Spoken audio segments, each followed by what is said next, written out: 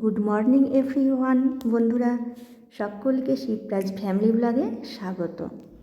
আজ আমি একটা ব্লগ নিয়ে চলে এলাম। সকালে ঘুম থেকে উঠে ঠাকুর প্রণাম করে দিনটা শুরু করি। তারপর বিভিন্ন রকম কাজকর্ম তো থাকেই, সেই সমস্ত ঘর বাড়ি ক্লিন করে পুজো করে তারপর এখন রান্নাবান্নাটা আজকে খুব সকাল সকাল বসিয়ে দিলাম। এখন বাজে সকাল 7:30, আর রান্নাটা আমার প্রায় হয়েই এসেছে। কিছুটা রান্না হয়ে গেছে। আজ বিশেষ কিছু রান্না করব না।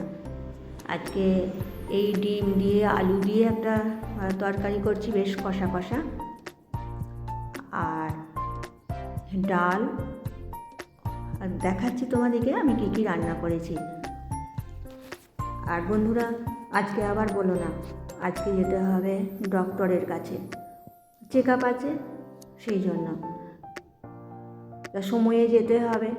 আর নামটাও লেখানো হয়ে গেছে, তাই তাড়াতাড়ি করে রান্নাটা করে নিচ্ছি। আর রান্নাটা যদি করা থাকে আর ফিরতে যদি দেরি হয় তাহলেও অসুবিধা নাই, এসে রান্নাটা করাতে যেহেতু সকাল খেতেও দিতে পারবো সকলকে, আর নিজেও খেতে পারবো, তাই রান্নাটা করে যাচ্ছি। মনটা একদম নিশ্চিন্ত থাকবে। আর তা নাহলেই মনের মধ্যে হয় বাবা একবার যেয়ে কখন রান্না করব, কখন খেতে দেব। সেই জন্য রান্নাটা করে যাচ্ছি। খুব সকাল সকাল উঠে পড়েছি, ভোর 6টা থেকে শুরু করে দিয়েছি সমস্ত কিছু কাজকর্ম। আর এখানে করেছি সবজি, ডালটাও হয়ে গেছে আর রান্না হয়ে গেছে। এবার সব কিছু একদম রেডি করে রেখে দিচ্ছি। ভাত হয়ে গেছে, ডাল, তরকারি আর সব কিছু রেখে একদম খুব সুন্দর করে ঢাকা দিয়ে তারপর একটু রান্নাঘরটা গুছিয়ে তারপর বেরোবো। আর এদিকে করেছি যে শাক ভাজা, ওই লাল শাক তো ভীষণ উপকারী, আর সেই লাল শাক ভাজা করেছি। এই ভাজাটা কিন্তু খুব সুন্দর হয়, সেইভাবেই করেছি। আমি এটা একদিন দেখিয়েওছিলাম কীভাবে রান্নাটা করেছি। দুধ গরম, সব কিছুই রেডি হয়ে গেছে। এরপর ঢাকা দিয়ে সব রেখে দিলাম। আর রেখে দিয়ে এবার গ্যাস মোছা এগুলো একটু করে নিই বন্ধুরা। আর কোনো বন্ধু যদি নতুন এসে থাকো, আমার ভিডিওটি এই মুহূর্তে দেখতে থাকো, তাহলে আমার এই ছোট্ট চ্যানেলটি সাবস্ক্রাইব করে আমার পাশে থেকো।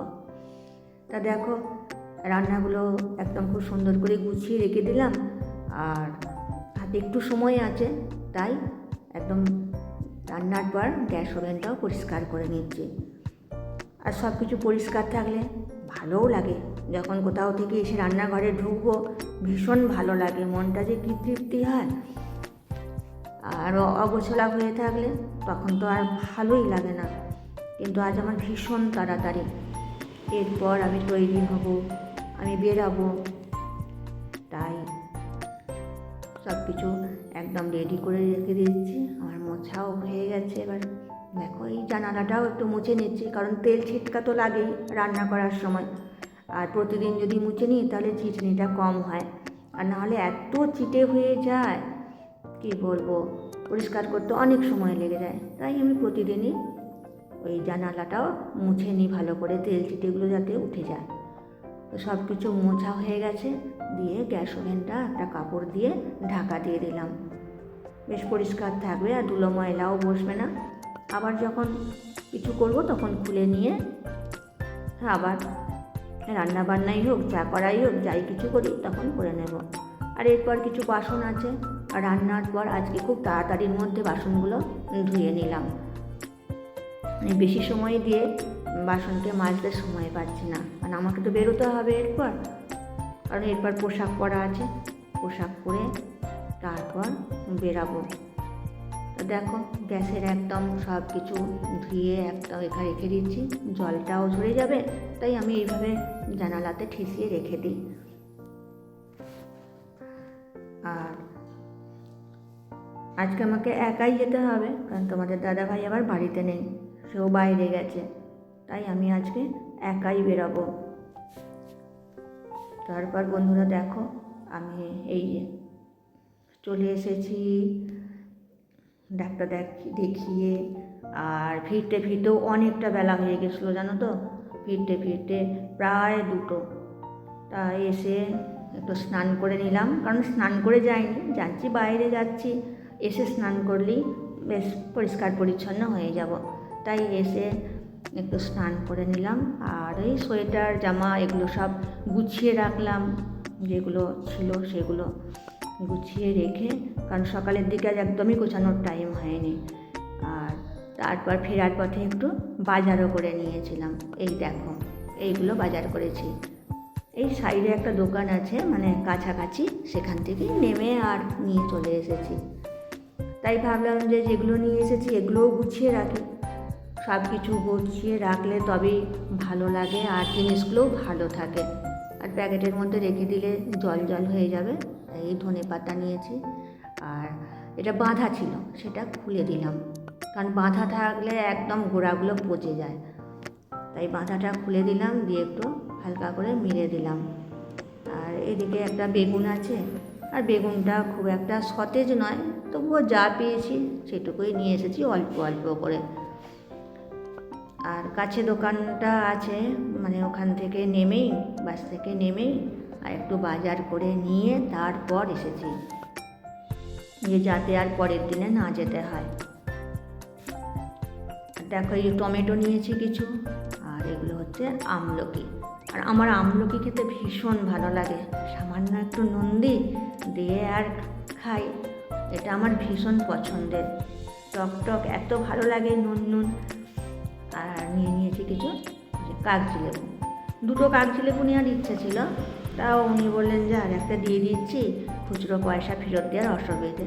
ঠিক আছে তাই দিন, সেইভাবেই এগুলো নিয়ে নিয়েছি।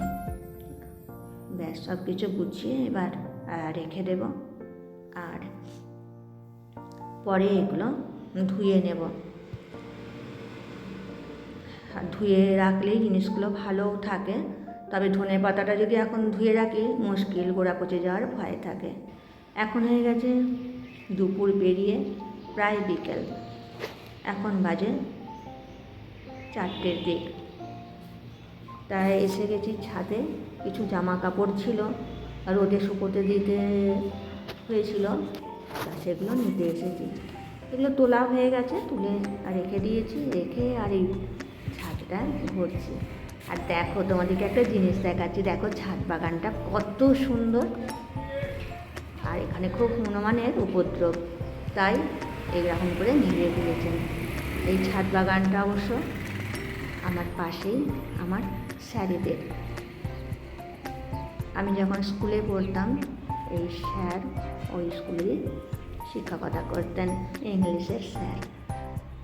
তা আমি এখান থেকেই দেখতে পাচ্ছি, আর দেখছি কত রকমের ফুল হয়েছে। দেখো বন্ধুরা, তোমরাও দেখো, আমার খুব ভালো লাগছে।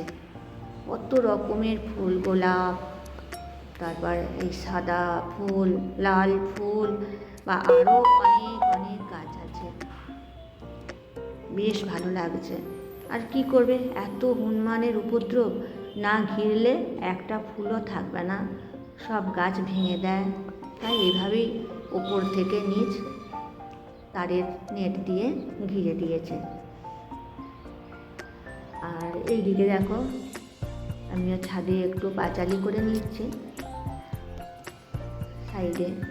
আর এখনও গাঁদা ফুল আছে, আর কিছুদিন পর থেকেই গাঁদা গাছগুলোও জ্বলে যাবে, তখন আর গাঁদা ফুল পাওয়া যাবে না। শীতকালে অনেক কিছুই সুবিধা, বেশ রোদ্দুরটাও ভালো লাগে, স্নান টান সেরে রোদে এসে বসলেও ভীষণ ভালো লাগে। তা আমি একদমই সব কিছু সেরে তারপর এসেছি। দেখো একটু সাইডগুলোও দেখাচ্ছি, আর ভালোও লাগে দেখতে। পাশাপাশি মানুষ থাকলেও কথাবার্তা হয়, কিন্তু এখন তো এই দুপুরের দিক, তাই সবাই বেরিয়ে পড়েনি, সবাই রুমের মধ্যে এখন হয়তো রেস্ট করছে। না হলে সকাল সকাল এলে অনেক সময় দেখা হয় পাশাপাশি কাকিমা জেঠিমাদের সাথে, তখন একটু গল্পও হয়। তা বন্ধুরা, তোমাদেরকে আজকে এটুকুই আমি ব্লগে শেয়ার করলাম। আমার সকাল 6টা থেকে আর এই বিকেল 4টে পর্যন্ত আজকের ব্লগটি তোমাদের সাথে শেয়ার করি। কেমন লাগলো জানিও, ভালো থেকো।